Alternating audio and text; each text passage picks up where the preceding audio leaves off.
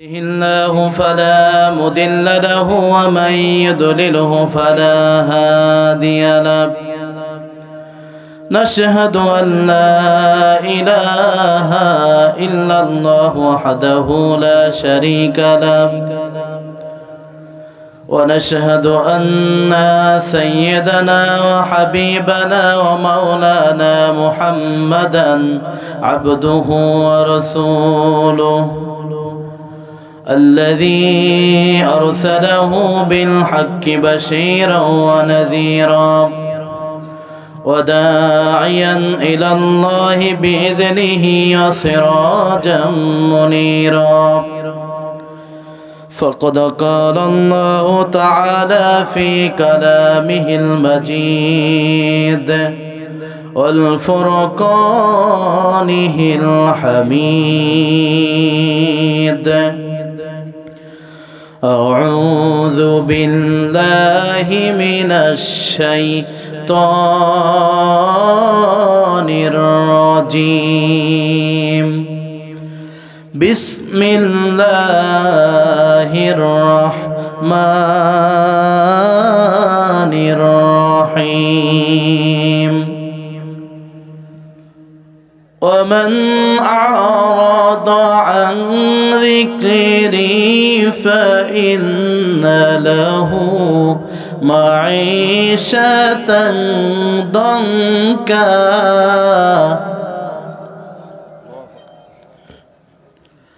ونحشره يوم القيامة أعمى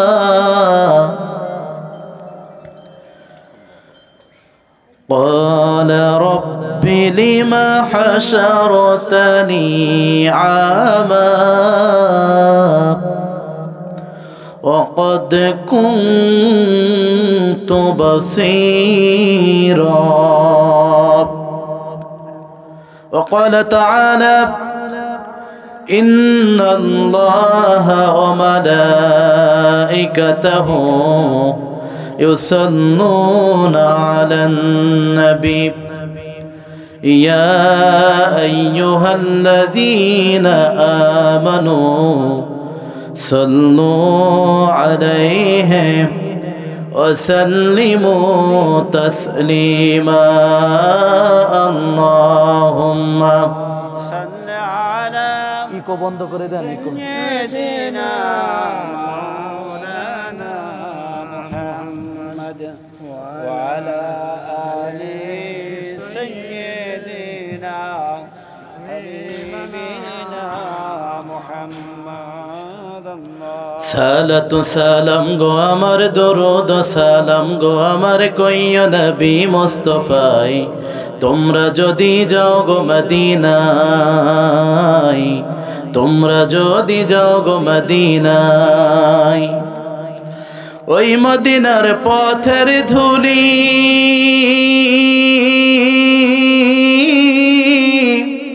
আমি চোখে মাখি সুরমা বলি গো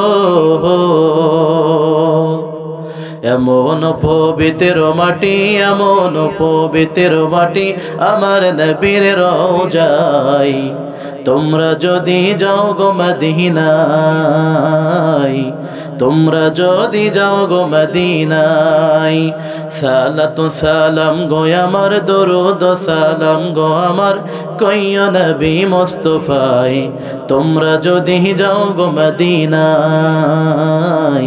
তোমরা যদি যাও গো মদিনায় আলহামদুলিল্লাহ ঐতিহ্যবাহী কয়রা উপজেলা অন্তর্গত আটরা গোবিন্দপুর 10 হালিয়া হাজি তসির উদ্দিন হাফিজিয়া ও ফোরকানিয়া মাদ্রাসার উদ্যোগে আয়োজিত 24তম এ বাৎসরিক তাফসিরুল কোরআন মাহফিল উপস্থিত আজকের মাহফিলের সম্মানিত সভাপতি জনাব জিএম ইয়াহিয়া হোসেন, প্রধান আলোচক বিশিষ্ট ইসলামী চিন্তাবিদ হযরতুল আল্লাম হাফেজ হযরত মাওলানা মনোয়ার হোসাইন মুমিন সাহেব, আমার পূর্বে আপনাদেরকে আলোচনা করে ধন্য করেছেন তরুণ উদীয়মান আলোচক বিশিষ্ট ইসলামী চিন্তাবিদ হযরত মাওলানা মোহাম্মদ হাবিবুল্লাহ বাহার হাবিবি সাহেব।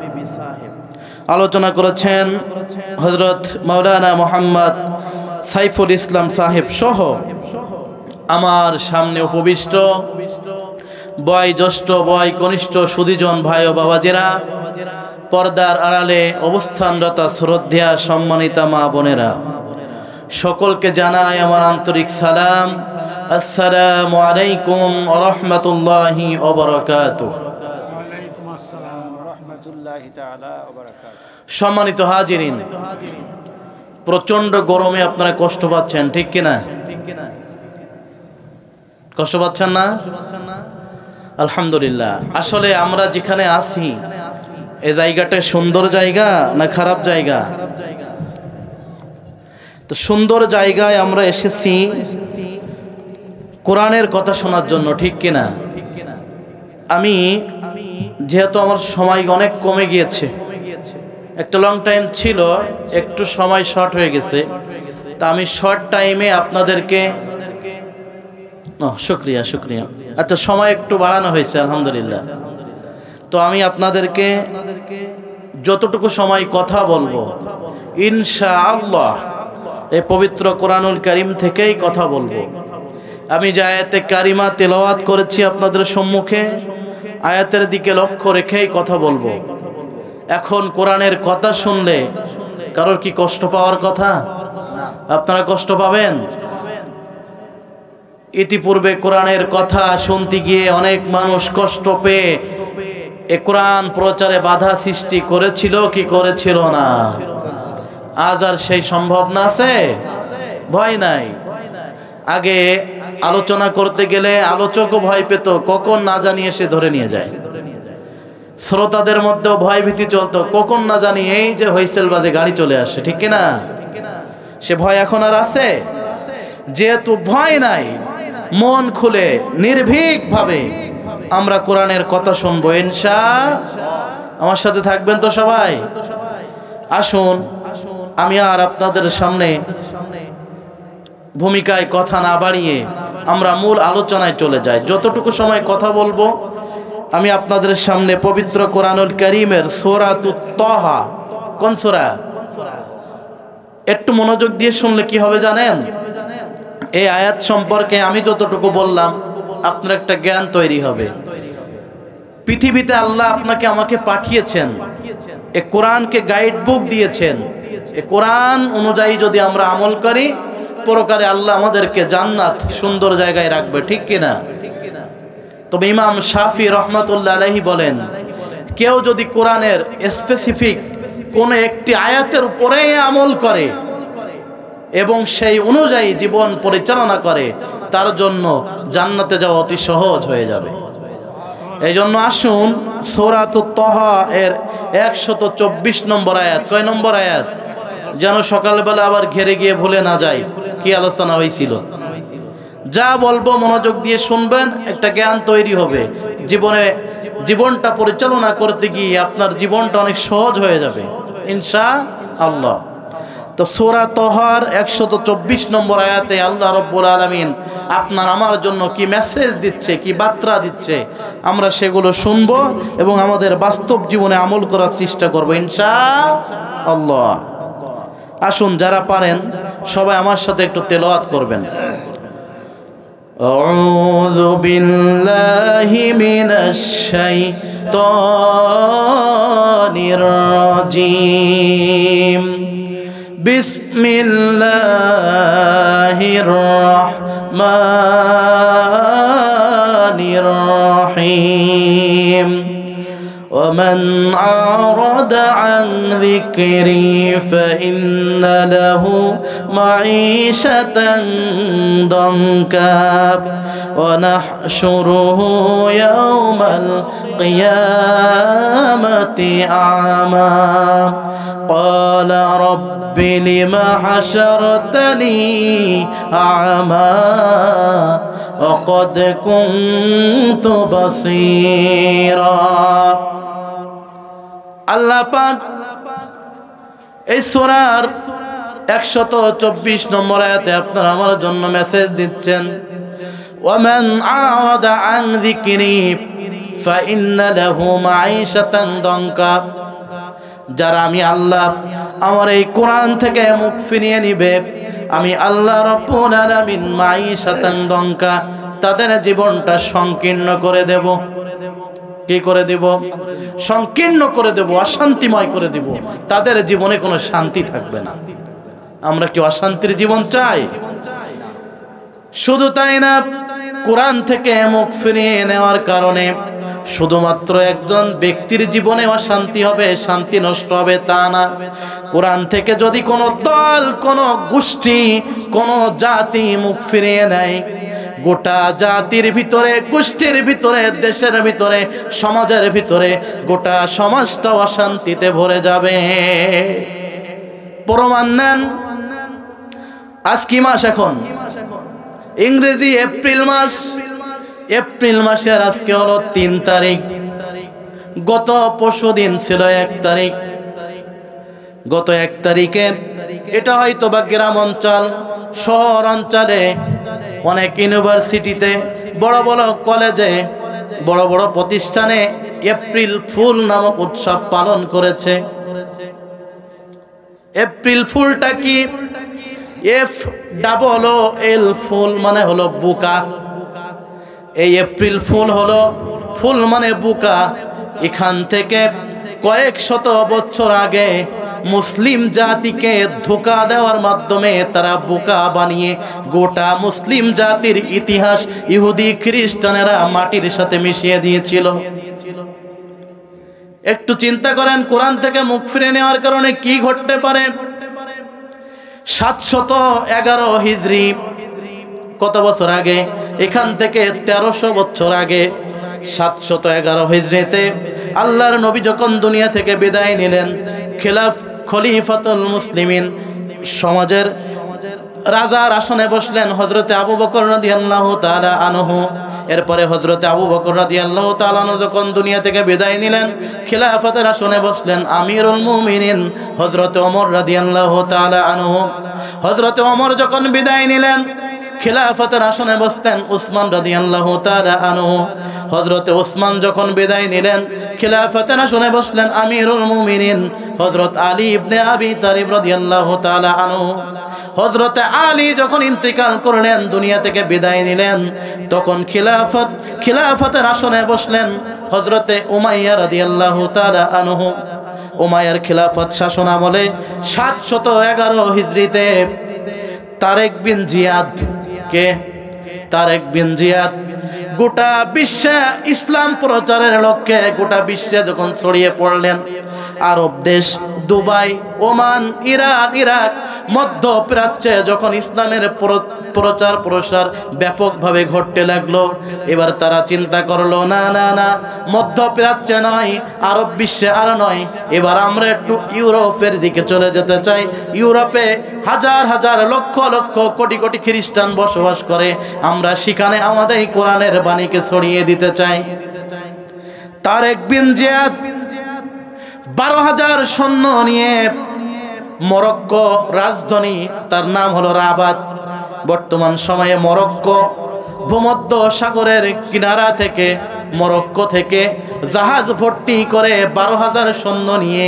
তারেক বিন জিয়াদ স্পেনের উদ্দেশ্যে রওনা দিয়েছে ভালো করে শুনবেন ঘটনাটা তাফসীরের সাথে মিলে যায় 12,000 সৈন্য নিয়ে জাহাজে রওনা দেওয়ার পরে দীর্ঘ পথ পাড়ি দেওয়ার পরে সমুদ্র মধ্যখান দিয়ে পাড়ি দেওয়ার পরে 12,000 সৈন্য নিয়ে তারেক বিন জিয়াদ যখন স্পেন উপকূলে পৌঁছালেন স্পেনের উপকূলে সবাই জাহাজ থেকে নামার পরে এবার তারেক বিন জিয়াদ বলে ও আমার সাথী বন্ধুরা ও আমার সৈন্যরা তোমরা স্পেনে এসে পৌঁছে গেছো এখন তোমাদের একটা কাজ হলো ওই জাহাজগুলো টেনে টেনে উপকূলে নিয়ে আসা মাটির মধ্যে নিয়ে আসা সবাই জাহাজগুলো টেনে টেনে মাটির মধ্যে নিয়ে আসলো এবার তারেক বিন জিয়াদ জাহাজগুলো অগ্নি সংযোগ করতে বলল, জাহাজগুলো পুড়িয়ে দিল, নিজেরা নিজেরা জাহাজগুলো ধ্বংস করে দিল।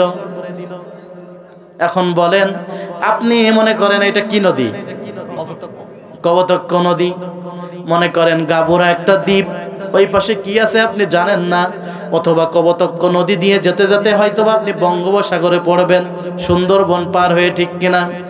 আপনি যদি জাহাজ নিয়ে বঙ্গোপসাগর পাড়ি দেন এবং একটা দ্বীপে পৌঁছান, একটু খেয়াল করবেন, মনে করেন আপনারা 20 জন বা 50 জন 100 জন ব্যক্তি নিয়ে বঙ্গোপসাগর পাড়ি দিয়ে একটি দ্বীপে পৌঁছালেন। দ্বীপে পৌঁছানোর পরে যে জাহাজে করে গেলেন, এই জাহাজটাকে আপনি নষ্ট করতে চাইবেন? চাইবেন না, কারণ যদি জাহাজটা আমি নষ্ট করে ফেলি তাহলে আমি ফেরবো কিভাবে, ঠিক কিনা? তারেক বিন জিয়াদ 12,000 সৈন্য নিয়ে জাহাজ নিয়ে যখন স্পেন উপকূলে পৌঁছালো, এবার তারেক বিন জিয়াদ বলল জাহাজগুলো জ্বালিয়ে দাও। সবাই নেতার আনুগত্য করছে, কেউ প্রশ্ন করলো না কেন দিব, কারণ আতিউল্লাহ আতিউর রাসূল উলিল আমরি মিনকুম, তোমরা আল্লাহর আনুগত্য করো, এরপরে রসুলের আনুগত্য করো, এরপরে উলিল আমর, যারা রসুলের দিনকে রসুলের সমাজের মতো করে এই সমাজটাকে কোরআন দিয়ে সাজাতে চায়, তোমরা তাদের আনুগত্য করো। সবাই তারেক বিন জিয়াদের আনুগত্য করলো, জাহাজগুলো জ্বালিয়ে দিল। জাহাজগুলো জ্বালিয়ে দেওয়ার পরে এবার সৈন্যদের উদ্দেশ্যে তারেক বিন জিয়াদ ভাষণ দিচ্ছে, হে সৈন্যরা তোমরা শুনে নাও, তোমাদের সামনে আছে কাফের বেঈমানদের বাহিনী। তখন ছিল তৎকালীন সময়ে রাজা রডারিক, তার কাফের সৈন্য বাহিনী, আর পিছনে আছে বিশাল সমুদ্র। তোমাদের এখন দুইটা রাস্তা খোলা, একটা হলো হয় সমুদ্রে ডুবে মরা, না হয় এই কাফের সৈন্য বাহিনীর সাথে জিহাদ করে হয় শাহাদাত বরণ করা, নাই গাজী হিসেবে বেঁচে থাকা। কি কঠিন সিদ্ধান্ত! পৌঁছে গেছে, জাহাজগুলো এখন আগুন দিয়ে পুড়ে গেছে, আর ফেরার কোনো রাস্তা নাই। ফিরতে গেলে সাগরে ডুবে মরতে হবে, না হয় স্পেন বিজয় করতে হবে, কাফের বাহিনীর সাথে যুদ্ধ করতে হবে। কঠিন একটা পরিস্থিতি না? সবাই আল্লাহর উপরে ভরসা রেখে, কারণ আল্লাহ বলছেন সূরাতুল আহকাফ 13 নম্বর আয়াত, ইন্নাল্লাযীনা ক্বালু রাব্বুনাল্লাহু সুম্মা ইসতাকামু ফালা খাউফুন আলাইহিম ওয়ালা হুম ইয়াহজানুন। আল্লাহ বলেন যারা আমি আল্লাহকে অভিভাবক হিসেবে মেনে নেবে, কাকে অভিভাবক মানবে? যারা মুমিন, যারা ইমানদার, তাদের অভিভাবককে। আল্লাহ বলতেন যারা আমাকে অভিভাবক হিসেবে মেনে নিবে, আমি আল্লাহ রাব্বুল আলামিন বলছি তাদের কোনো ভয় নাই। ফালা খাউফুন আলাইহিম ওয়ালা হুম ইয়াহজানুন, তাদের ভয় পাওয়ার কোনো কারণ নাই, কারণ তাদের বিজয় আমি আল্লাহ আমার হাতে। এবার তারেক বিন জিয়াদের সাথে 12,000 সৈন্য বাহিনী, ওদিকে রাজা রডারিক তার কাফের বেঈমানদের সৈন্য বাহিনী 1,20,000। কত? 1,20,000 সৈন্য বাহিনীর সাথে যুদ্ধ করে এই 12,000 সৈন্য বাহিনী বিজয় লাভ করলো। সহযোগিতায় ছিলেন কে? আজও আমরা যদি কোরআনের বিরুদ্ধে কথা বলার কারণে, কোরআনের বিরুদ্ধে আইন পাশ করার কারণে, আমরা যদি কোরআনের জন্য, আল্লাহর সন্তুষ্টির জন্য, রাসূলের দ্বীনকে এই সমাজে, রাষ্ট্রে বাস্তবায়ন করার জন্য জিহাদের ময়দানে ঝাঁপিয়ে পড়তে হয়, সাহায্য করবে কে? ভয় পাওয়ার কোনো কারণ আছে? কোনো কারণ নাই, কারণ যারা আল্লাহকে অভিভাবক হিসেবে মেনে নিয়েছে তাদের কোনো টেনশন নাই, তাদের কোনো ভয় নাই, ঠিক কিনা? স্পেন বিজয় হয়ে গেল কত হিজরিতে? 711 হিজরিতে। একদিন আর 2 দিন না, 800 বছর মুসলমানরা স্পেন শাসন করেছিল। কয় বছর? 800 বছর। 800 বছরে মুসলমানরা স্পেন শাসন করেছিল। মুসলিম জাতির ইতিহাস আজকে আমরা ভুলে গিয়েছি। কুনতুম খায়রা উম্মাতিন উখরিজাত লিন-নাস, সূরা ইমরান 110 নম্বর আয়াত। কুনতুম খায়রা উম্মাতিন উখরিজাত লিন-নাস তা'মুরুনা বিল মা'রুফ ওয়া তানহাউনা আনিল মুনকার। আল্লাহ বলেন কুনতুম খায়রা উম্মাতিন উখরিজাত লিন-নাস, হে মানুষ তোমরা হলে উত্তম জাতি, তোমরা হলে শ্রেষ্ঠ জাতি, উখরিজাত লিন্নাস, তোমাদেরকে বের করা হয়েছে মানুষের কল্যাণের জন্য। তোমাদের কাজ হলো দুইটা, তা'মুরুনা বিল মারুফ, সৎ কাজের আদেশ দেওয়া, ওয়া তানহাউনা আনিল মুনকার, মানুষকে অসৎ কাজ থেকে নিষেধ করা। কাজ কয়টা? দুইটা। আজকে আমরা সৎ কাজের আদেশ কি করি? মানুষকে অসৎ কাজ থেকে নিষেধ করি? করি না। আজ এখনো পর্যন্ত যদি আমরা ঐক্যবদ্ধ না হতে পারি তাহলে আমাদের কপালে দুঃখ আছে। একটু সামনে আগায় বুঝতে পারবেন। 800 বছর মুসলমানরা স্পেনটা শাসন করলো। গোটা ইউরোপে যখন ইংল্যান্ডে, সুইজারল্যান্ডে, সুইডেনে এই সমস্ত দেশগুলোতে কিভাবে গোসল করতে হয় তারা জানতো না। তারা ডুবাই, খালে, বিলে গোসল করত। সেই সময় মুসলমানরা স্পেনে হাম্মামখানায় গোসল করত। মুসলিম জাতির কি চমৎকার ইতিহাস ছিল। কিন্তু দুঃখজনক হলেও সত্য, 800 বছর পরে এবারে এই মুসলিম জাতির মধ্যে লোভ তৈরি হয়ে গেল, ক্ষমতার লোভ। কি তৈরি হয়ে গেল? ক্ষমতার লোভ তৈরি হয়ে গেল। এক দল বলে চেয়ার আমরা চাই, আর এক দল বলে চেয়ার আমরা চাই। আজকের এই সমস্যা আমাদের সমাজে আছে না নাই? আছে না নাই? গত 16টা বছরে ফ্যাসিস্ট সরকার, আমি ফ্যাসিবাদ এদেশে নৈরাজ্য সৃষ্টি করেছিল, মানুষের মাঝে জুলুম নির্যাতনের স্টিম রোলার চালিয়েছিল। সবাই ঐক্যবদ্ধভাবে এই ফ্যাসিস্টকে পতন ঘটিয়েছে। কিন্তু দুঃখজনক হলেও সত্য, বর্তমান সময়ে আর আমরা ঐক্যবদ্ধ থাকতে পারছি না। আমাদের ভিতরে ক্ষমতার লোভ তৈরি হয়ে গেছে, ঠিক না? এরা বলে আমরা যাব, এরা বলে না আমরা যাব। এই ক্ষমতার লোভ তৈরি হওয়ার কারণে মাঝে মাঝে দেখবেন ওই ফ্যাসিস্টরা উকি দেয়, এই যে ঢুকতেছে, আসতেছে, এখনই এ হবে সে হবে, ঠিক কিনা? আপা আসতেছে, বলেন ঠিক কিনা? এগুলো বলার সুযোগ পেত না যদি আজ আমরা ঐক্যবদ্ধ থাকতাম। ওয়াতাসিমু বিহাবলিল্লাহি জামিআও ওয়ালা তাফাররাকু। আল্লাহ বলছেন আমি আল্লাহর রশিকে একতাবদ্ধভাবে, ঐক্যবদ্ধভাবে, সংঘবদ্ধভাবে আমি আল্লাহর রশিকে তোমরা আঁকড়ে ধরো। এই রশি যদি তোমরা সংঘবদ্ধভাবে আঁকড়ে ধরে না রাখতে পারো তাহলে তোমাদের আবার দুঃখের জীবন তোমাদেরকে আসতে সময় লাগবে না। আজ আমরা কামড়াকামড়ি করবো ক্ষমতার চেয়ার নিয়ে, দেখবেন একদিন আবার ফ্যাসিস্টরা আমাদের উপরে মাথা চেড়ে বসবে। আবার আমরা সেই জুলুম নির্যাতনের স্টিম রোলার আমাদের উপরে চালানো হবে। সেই দিন কি আমরা চাই? এই জন্য এখনো সময় আছে। ওয়াতাসিমু বিহাবলিল্লাহি জামিআও ওয়ালা তাফাররাকু। শুধুমাত্র ঐক্যবদ্ধ না থাকার কারণে, ক্ষমতার লোভের কারণে, ক্ষমতার চেয়ারের কারণে গোটা মুসলিম সমাজ 800 বছর স্পেন শাসন করার পরেও মুসলিমদের ইতিহাস ধুলোর সাথে কাফের বেঈমানরা সেদিন মুছে দিয়েছিল। কি হয়েছিল সেদিন? 1492 খ্রিস্টাব্দ। কত? 1492 খ্রিস্টাব্দে তদনন্দিন সময়ে সেই সময়ের শাসক ছিল রানী ইসাবেলা এবং রাজা ফার্নিন্দাস। এই রানী ইসাবেলা সে যখন দেখলো মুসলমানদের মধ্যে আর ঐক্য নাই, তাদের মধ্যে এখন বিভিন্ন দল তৈরি হয়ে গেছে, তারা এখন ক্ষমতা নিতে চায়। এ দল এ দলকে মানে না, আরেক দল আরেক দলকে মানে না। যখন ইহুদি খ্রিস্টানরা এটা লক্ষ্য করলো তখন তারা চিন্তা করলো এই তো সুযোগ এদেরকে আঘাত করার, এই তো সুযোগ। আজও বাংলার জমিনে এখনো পর্যন্ত যদি ক্ষমতার দখল নিয়ে আপনাদের মধ্যে মারামারি কামড়াকামড়ি থাকে, ওরা আবার সুযোগ পেয়ে যাবে, সুযোগ পেয়ে আবার আপনাদেরকে আক্রমণ করবে। কিন্তু আবার সেই 16 বছরের মতো জুলুম নির্যাতন নিপীড়ন আপনার উপর চলে আসবে। মনে রাখবেন, মনে রাখবেন, আপনি আমি মুসলিম ভাই ভাই। ইন্নামাল মুমিনুনা ইখওয়াতুন, একজন মুমিন আর একজন মুমিনের ভাই। ক্ষমতার জন্য, সামান্য ক্ষমতা দখলের জন্য, সামান্য চেয়ারের জন্য যেন আমাদের মধ্যে ভ্রাতৃত্বের মধ্যে কোনো ফাটল না ধরে, এই বিষয়টা খেয়াল রাখতে হবে। আপনি যে দলই হতে পারেন না কেন, কোরআন আপনার, আপনি একজন মুসলিম, আল্লাহ এক। আপনার আমার পিতা আদম, আপনার আমার মা হাওয়া, ভিন্ন কিন্তু না। আপনার হতে পারে আপনি ভিন্ন দলের মতো আদর্শের মানুষ, কিন্তু কোরআনের ক্ষেত্রে, দিন প্রচারের ক্ষেত্রে, এ সমাজে শান্তি প্রতিষ্ঠার ক্ষেত্রে আপনাকে ঐক্যবদ্ধ থাকতে হবে। সেই 1492 খ্রিস্টাব্দে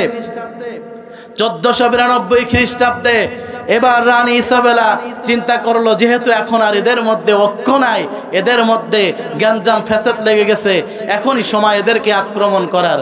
তখন অতর্কিতভাবে মুসলমানদের উপরে ইহুদি খ্রিস্টান বাহিনী তারা হামলা করলো। সেই দিনটা ছিল 1492 খ্রিস্টাব্দের এপ্রিল মাসের 1 তারিখ। কয় তারিখ? 1 তারিখ। FOOL, ফুল, ফুল মানে বোকা। সেদিন কিভাবে মুসলমানদেরকে বোকা বানানো হয়েছিল একটু শুনে নেন। শুধুমাত্র ঐক্যবদ্ধ না থাকার কারণে, শুধুমাত্র কোরআন থেকে মুখ ফিরে নেওয়ার কারণে। সেদিন রানী ইসাবেলা ঘোষণা দিয়েছিল, যারা মহিলা আছে এবং শিশু আছে তারা জাহাজে আশ্রয় নাও, আর যারা পুরুষ আছে তারা মসজিদের মধ্যে আশ্রয় নাও, তোমাদেরকে কিচ্ছু বলা হবে না। কিন্তু না, সেদিন মহিলা এবং শিশুদেরকে জাহাজে উঠিয়ে দেওয়ার পরে জাহাজটা সমুদ্রের মধ্যে নিয়ে তারা সমুদ্রের মধ্যে ডুবিয়ে দিয়েছিল। সমুদ্রের মধ্যে ডুবিয়ে দিয়েছিল। 40,000 মুসলমান মসজিদের ভিতরে মুসলিম পুরুষ তার আশ্রয় নিয়েছিল। মসজিদের বাইরে থেকে অগ্নি সংযোগ করে গোটা 40,000 মুসলমানদেরকে পুড়িয়ে হত্যা করেছিল। মুসলিমরা সেদিন বিশ্বাস করেছিল মসজিদের মধ্যে আশ্রয় নিলে কিছু বলবে না। মহিলা শিশু মুসলিমরা বিশ্বাস করেছিল জাহাজে আশ্রয় নিলে কিছু বলবে না। কিন্তু না, তাদেরকে ধোঁকা দেওয়া হয়েছিল। এই জন্য বলা হয় FOOL, ফুল, ফুল মানে বোকা। সেদিন মুসলিমদেরকে বোকা বানানো হয়েছিল, এই জন্য এপ্রিল ফুল। আর আজকে আমরা অনেক মুসলমানের সন্তান, কুলাঙ্গার সন্তান, তারা এপ্রিল মাসের 1 তারিখে এপ্রিল ফুল নিয়ে উৎসব পালন করে, ঠিক কিনা? কেউ হয়তো জেনে করে, কেউ না জেনে করে। যারা জেনে করে আল্লাহ এদেরকে ক্ষমা করবে না। ওই ইহুদি খ্রিস্টানরা মুসলিম হত্যার দায়ে কিয়ামতের ময়দানে যেমনি ভাবে দাঁড়াতে হবে, আজও বাংলার জমিনে যে সমস্ত শিক্ষিত শয়তান কুলাঙ্গারেরা এপ্রিল ফুল পালন করে, তাদেরকেও সেদিন ওই ইহুদি খ্রিস্টানদের কাতারে আল্লাহর সামনে, আল্লাহর আদালতে হিসাব জবাবদিহিতা করতে হবে। এ কথা বলার আমার উদ্দেশ্য হলো, আজ আমরা যদি ঐক্যবদ্ধ না থাকি, আজ যদি আমাদের মধ্যে দলাদলি, আজকে আমাদের মধ্যে যদি কামড়া কামড়ি লেগেই থাকে, একদিন না একদিন হয়তোবা আমাদের উপরে আবারও শয়তান গ্রুপ আমাদের উপরে আক্রমণ করে বসবে, ঠিক কিনা? এই জন্য এখনো পর্যন্ত সময় আছে। না না না ভাই, আজকের কি বলবো, একটু ক্ষমতা পেয়ে কি করবেন? চাঁদাবাজি করবেন? একটু ক্ষমতা পেয়ে মানুষের উপরে জুলুম করবেন? একটু ক্ষমতা পেয়ে মানুষের সম্পদ লুণ্ঠন করবেন? এই ছাড়া কি উদ্দেশ্য আপনার ক্ষমতায় যাওয়ার? কিন্তু যারা ইসলামী সংগঠন করে, যারা কোরআনের প্রচার প্রসার করতে যায়, সাহাবা ইকরাম যারা যুদ্ধ করেছিল, তারেক বিন জিয়াদ 12,000 সৈন্য নিয়ে যুদ্ধ করেছিল, তাদের উদ্দেশ্য ছিল ক্ষমতা নয়, তাদের উদ্দেশ্য ছিল খ্রিস্টান রাষ্ট্রে, ইহুদি রাষ্ট্রে তারা দখল করে নিয়ে ইসলামী সমাজ প্রতিষ্ঠা করবে। এইটাই শুধুমাত্র তাদের উদ্দেশ্য ছিল, আর কোনো উদ্দেশ্য নয়। একইভাবে যারা ইসলামী আন্দোলন করে, যারা ইসলামী সংগঠন করে, এরা ক্ষমতা দখলের জন্য নয়, ক্ষমতার লোভে নয়, এ সমাজে, এ রাষ্ট্রে কোরআনের আইন বাস্তবায়ন করে গোটা সমাজকে একটা সুন্দর সমাজ উপহার দিতে চায়। এই জন্য যারা ইসলামী আন্দোলন করে, যারা কোরআনের কথা বলে, যারা কোরআনের রাজ কায়েম করতে চায়, এদের বিরোধিতা করবেন না। আপনি এদের বিরোধিতা করলেন মানে কোরআনের বিরোধিতা করলেন। এই জন্য বলতেছিলাম, ওমান আরাদা আন যিকরি ফাইন্না লাহু মাঈশাতান দানকা। আল্লাহ বলছেন, যারা কোরআন থেকে মুখ ফিরিয়ে নেবে, আমি আল্লাহ তাদের জীবনটা সংকীর্ণ করে দেব। আগামীকাল কি হবে, ভবিষ্যতে কি হবে, এটা আল্লাহ ছাড়া কেউ জানে না। ওমা তাদরি নাফসুম মাযা তাকসিবু গাদা। আগামীকাল আপনি কোথায় থাকবেন, কি করবেন, কি খাবেন, আপনি আল্লাহ ছাড়া কেউ জানে না। আগামীকাল তো দূরের কথা, এখন এই মাহফিল থেকে, এই মজলিস থেকে আপনি আমি সুস্থভাবে বাড়িয়ে যেতে পারবো, এর গ্যারান্টিও নাই, আল্লাহ ছাড়া কেউ জানে না। তাহলে আল্লাহ বলছেন, ওমান আরাদা আন যিকরি ফাইন্না লাহু মাঈশাতান দানকা, আমি তাদের জীবনকে সংকীর্ণ করে দেব। বলবেন হুজুর, যারা কোরআন থেকে মুখ ফিরিয়ে নেয়, তাদের জীবন সংকীর্ণ হয়ে যাবে, তাদের জীবন অশান্তিতে ভরে যাবে। কই হুজুর গো, 16টা বছর ধরে জালিমের জন্য দোয়া করলাম, জালিমের পতন দাও আল্লাহ, জালিম থেকে হেফাজত করো, জালিমের তো পতন হয় না, ঠিক কিনা? শুনে নেন, আজকে এটা তো বাংলাদেশ, বাংলাদেশের চেয়ে শক্তিশালী আফগানিস্তান ছিল, বাংলাদেশের চেয়ে শক্তিশালী ছিল সিরিয়ার জালেম, বাংলাদেশের চেয়ে শক্তিশালী ছিল শ্রীলঙ্কার জালেম। সময়ের ব্যবধানে আল্লাহ রব্বুল আলামিন শ্রীলঙ্কা থেকে জালেম বিদায় করেছে, আফগানিস্তান থেকে জালেম বিদায় করেছে, সিরিয়া থেকেও জালেম বিদায় করেছে, বাংলাদেশ থেকেও জালেম বিদায় করেছে। শুধু তাই না, ইতিহাস পর্যালোচনা করলে দেখা যায় এ জালেম তো নামাজ পড়ার সুযোগ দিয়েছে, ঠিক কিনা? মসজিদে আমরা নামাজ পড়তে পেরেছি, জুম্মার নামাজ আদায় করতে পেরেছি, ঈদের নামাজ আদায় করতে পেরেছি, ইসলাম সুন্দরভাবে পালন করতে পেরেছি। কিন্তু ইতিপূর্বে জালিম ছিল ফিরাউন, জালিম ছিল নমরুদ, জালিম ছিল আবু জেহেল। তারা তো মানুষকে আল্লাহর হুকুম আহকামগুলো প্রকাশ্যভাবে পালন করতে দিত না।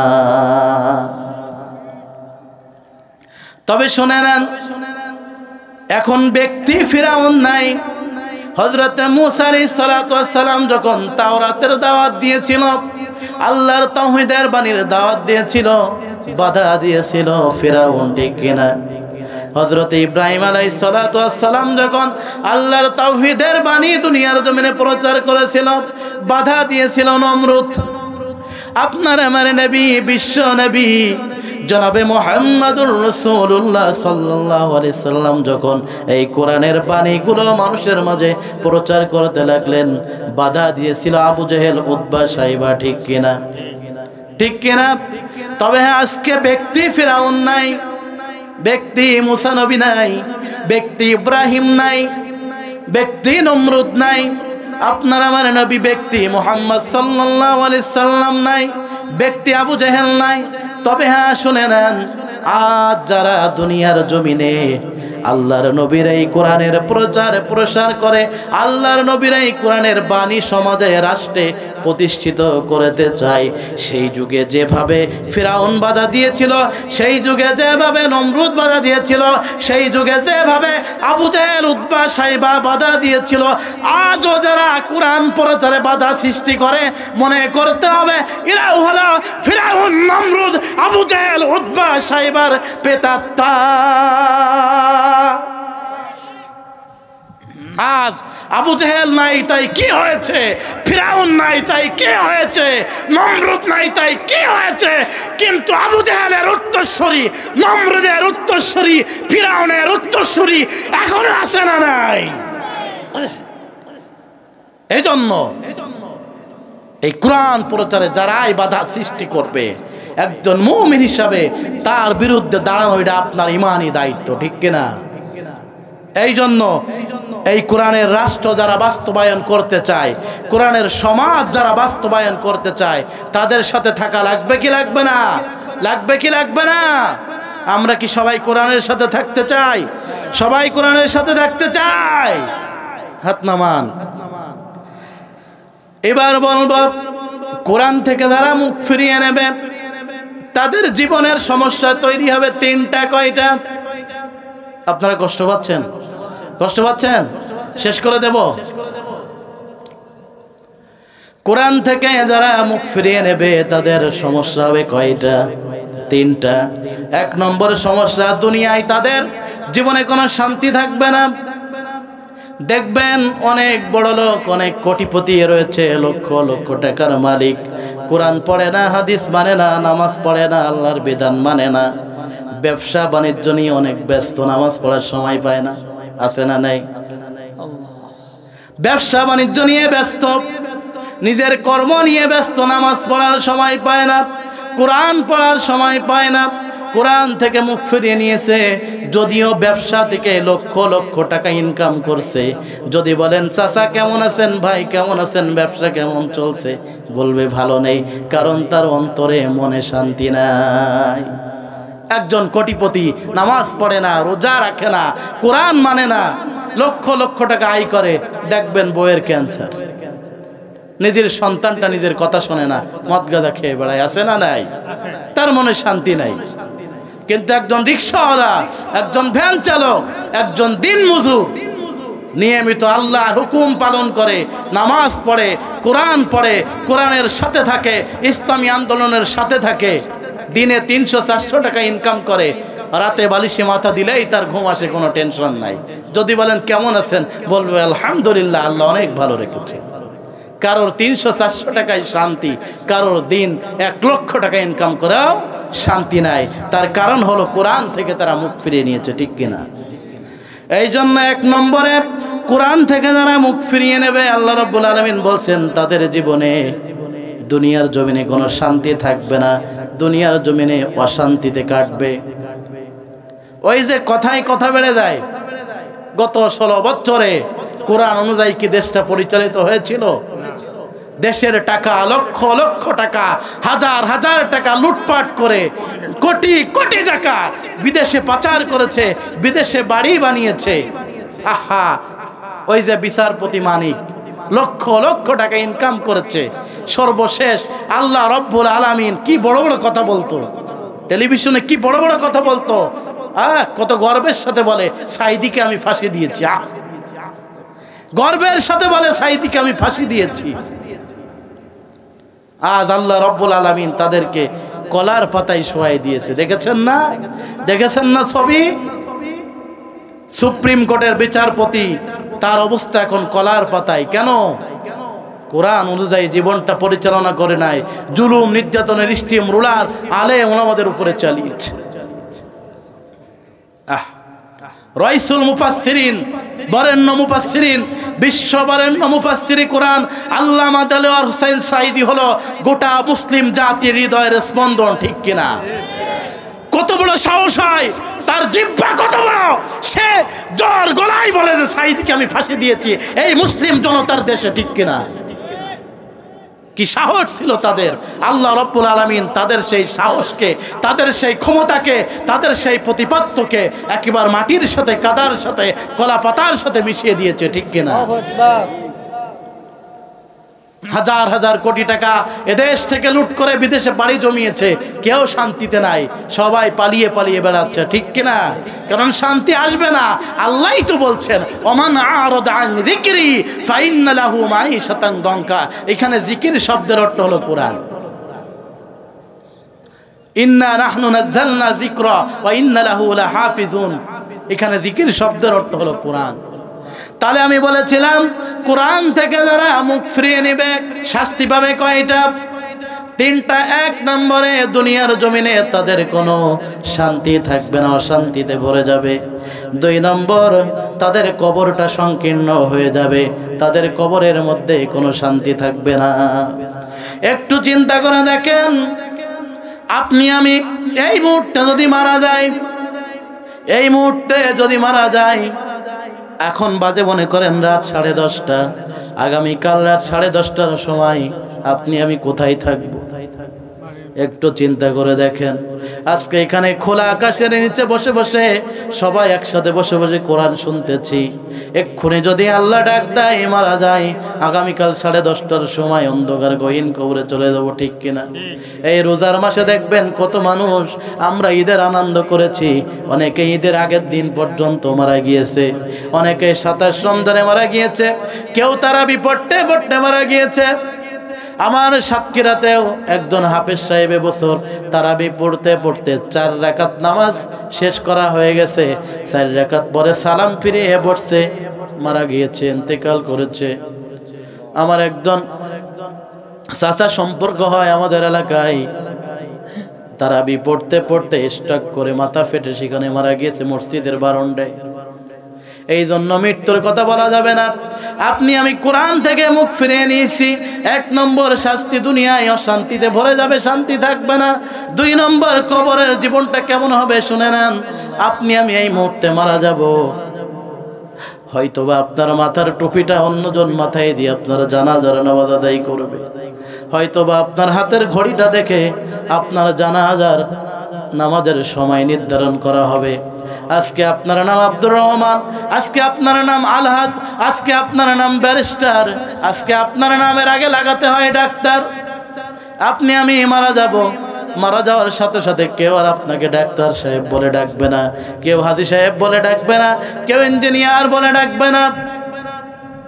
দুনিয়ায় এত সম্পদ অর্জন করলাম, আপনার এত আদরের স্ত্রী, একসাথে আপনি ঘুমাবেন, স্ত্রী আপনাকে ছাড়া কিছু বোঝে না, কিন্তু গভীর রজনীতে স্ত্রীর পাশে আপনি আমি যদি মারা যাই, ওই স্ত্রী বলবে, চিৎকার করে বলবে, তাড়াতাড়ি লাশটাকে আমার ঘর থেকে বের করে দাও, আমার ভয় করে, তাড়াতাড়ি লাশটাকে বের করে দাও। তখন আর নামটা স্বামী থাকবে না, আপনার সন্তানের কাছে আপনার পরিচয় আর বাবা থাকবে না, আপনি হয়ে যাবেন লাশ, আপনি হয়ে যাবেন ডেড বডি, ঠিক কিনা? সমাজে আপনার বিশাল ক্ষমতা, বিশাল দাপট, এই মুহূর্তে আপনি মারা যাবেন, আপনাকে লাশ বলে সবাই সম্বোধন করবে, সবাই বলবে লাশটা গোসল দাও, লাশটা জানাজায় নিয়ে এসো, লাশটা কবরে রাখো, ঠিক কিনা?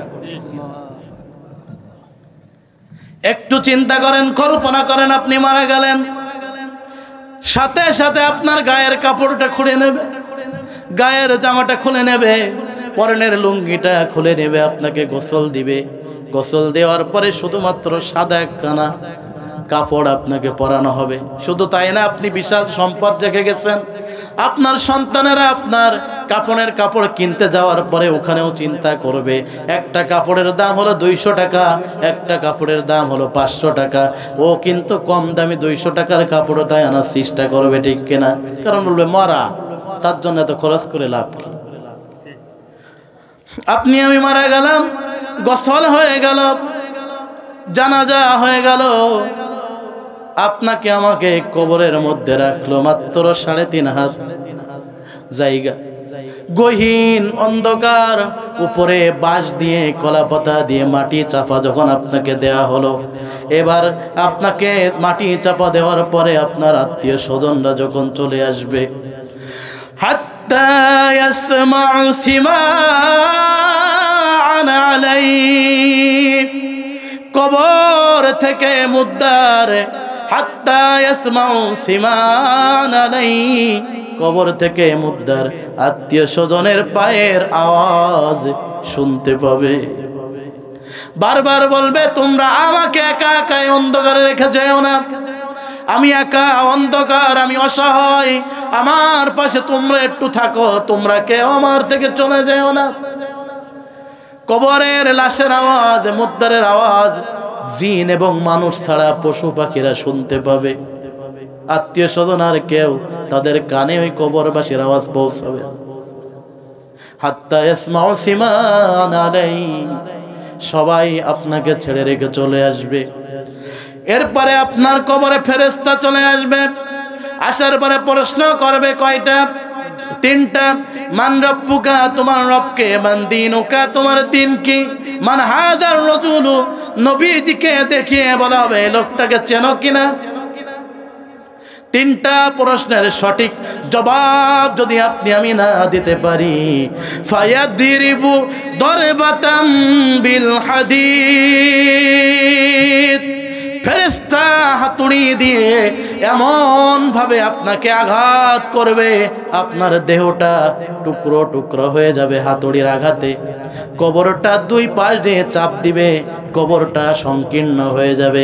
ওই যে বলেছিলাম, ওয়ামান আরাদা আন যিকরি ফাইন্না লাহু মাঈশাতান দনকা।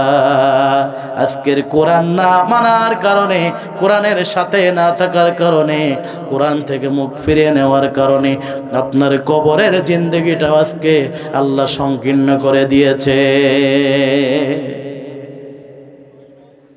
3 নম্বর, কিয়ামতের ময়দানে আল্লাহ রাব্বুল আলামিন আপনাকে উঠাবে অন্ধ অবস্থায়। কি অবস্থায়? অন্ধ অবস্থায়। আল্লাহ বলছেন, এখানেই বলছেন, ওয়ানাহশুরহু ইয়াওমাল কিয়ামাতি আমা ক্বালা রাব্বি লিমা হাশারতানি আমা ওয়া ক্বাদ কুনতু বাসীরা। যখন কিয়ামতের ময়দানে আপনাকে অন্ধ অবস্থায় ওঠানো হবে, তখন বান্দা বলবে, ক্বালা রাব্বি লিমা হাশারতানি আমা ওয়া ক্বাদ কুনতু বাসীরা। বান্দা বলবে আল্লাহ দুনিয়ায় থাকতে আমার তো চোখ ছিল, আমরা চোখে দেখতে পেতাম, আজ কেন কিয়ামতের ময়দানে আমাদেরকে অন্ধ অবস্থায় উঠানো হলো? বান্দা বলবে আল্লাহ ক্বালা রাব্বি লিমা হাশারতানি আমা, কেন আজকে এই মাহশরের ময়দানে আমাদেরকে অন্ধ অবস্থায় ওঠানো হলো? ওয়া ক্বাদ কুনতু বাসীরা, আমাদের তো চোখ ছিল, দৃষ্টি শক্তি ছিল। তখন আল্লাহ বলবে ক্বালা কাযালিকা আতাতকা আয়াতুনা ফানাসিতাহা ওয়া কাযালিকাল ইয়াউমা তুনসা। আল্লাহ বলবে বান্দা হ্যাঁ আমি জানি তোমাদের দুনিয়ায় থাকতে চোখে দৃষ্টি শক্তি ছিল, তোমরা দেখতে পেতে, আজ অন্ধ অবস্থায় তোমাদেরকে উঠানো হয়েছে। তার কারণ হলো ক্বালা কাযালিকা আতাতকা আয়াতুনা ফানাসিতাহা, তোমরা দুনিয়ায় থাকতে আমার এই কোরআনের আয়াতকে ভুলে গিয়েছিলে, কোরআনের আয়াতকে ভুলে গিয়েছিলে। ঠিক একইভাবে এই হাসরের ময়দানে ওয়া কাযালিকাল ইয়াউমা তুনসা, আমি আল্লাহ তোমাদেরকে ভুলে গেলাম। সেদিন আল্লাহ যদি আপনাকে আমাকে ভুলে যায়, আর কেউ থাকবে? আর কেউ সহযোগী থাকবে? থাকবে না। এই জন্য কোরআনের সাথে থাকার দরকার আছে না নাই? সাথে থাকার দরকার আছে না নাই? আমরা কে কে কোরআনের সাথে থাকতে চাই?